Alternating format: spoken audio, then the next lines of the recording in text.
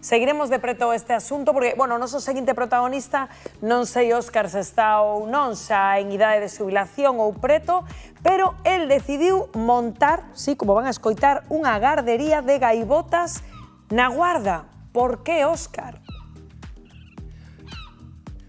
Unha gardería de gaivotas, Rocío, que isto eu pensaba que sería cousa fácil, cousa sinxela, Agustín, pero que hoxe estamos aquí, isto deporte de risco un pouco, Agustín? Efectivamente, hoxe sí, estes días viñan avisando de que tuvera cuidado, pero hoxe foi ataque sin aviso. Sempre había aviso, amigos, porque hoxe xusto despois de 20 anos, pois xusto, claro, como ten aquí as gaivotas pequerrechiñas, as gaivotas chaman polas gaivotas máis grandes, e hoxe xusto picaronlle na cabeza, fixeronche un pouquiño de dano, pero ti estás acostumado. Mi madriña que nos veñen aquí, están nos rondando un pouco, Agustín? É posible que nos toque.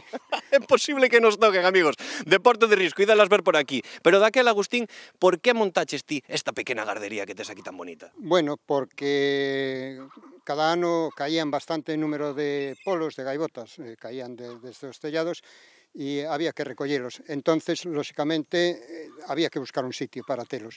E, en principio, enviábamos ao centro de recuperación en Cotobade, pero dado que os polos son fáciles de alimentar, non están feridos ni nada, decidín que quedaran nunha finca, darlle alimento, e cando eles estuveran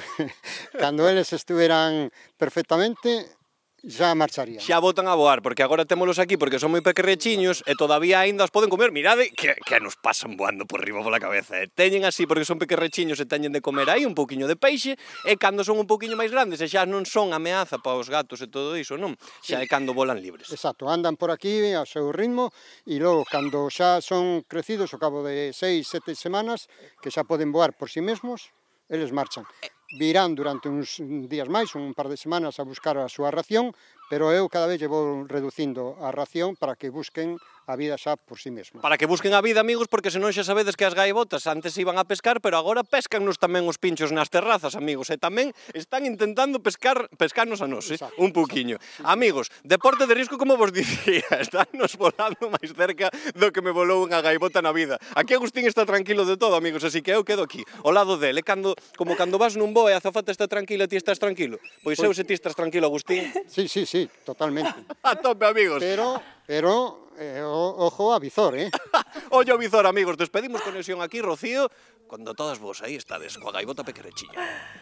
Pero qué maravilla coñecer a Agustín, vaya amigos fas cada día, querido Óscar. Claro, Agustín deixas listas para que che vayan a virlar o xeado na praia, O sea, unha vez que estén ben, xa veña a voar libre. Pero que ben, que mentras que son tan pequeniños que lles axuden, porque moitos caen do niño e se non os axudas morren.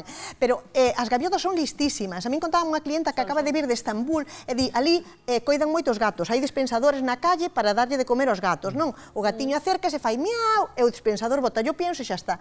Pois as gaviotas aprenderon, colócanse exactamente igual diante e fan miau! Yo pienso e comen. Fíjate que inteligentes, de verdad. Sí, eu despois, cando mo dixo o sábado na peluquería, busquei o vídeo e é verdad. Ponse diante e fa miau! Non, é que as gaivotas... Sí, que listas. Bueno, os que medramos en Samil, lembramos perfectamente esas fontes de auga no paseo, onde se había unha gaivota bebendo, tiñas que esperar o teu turno. Ollo con despistadas. Na merenda nada, olvídate.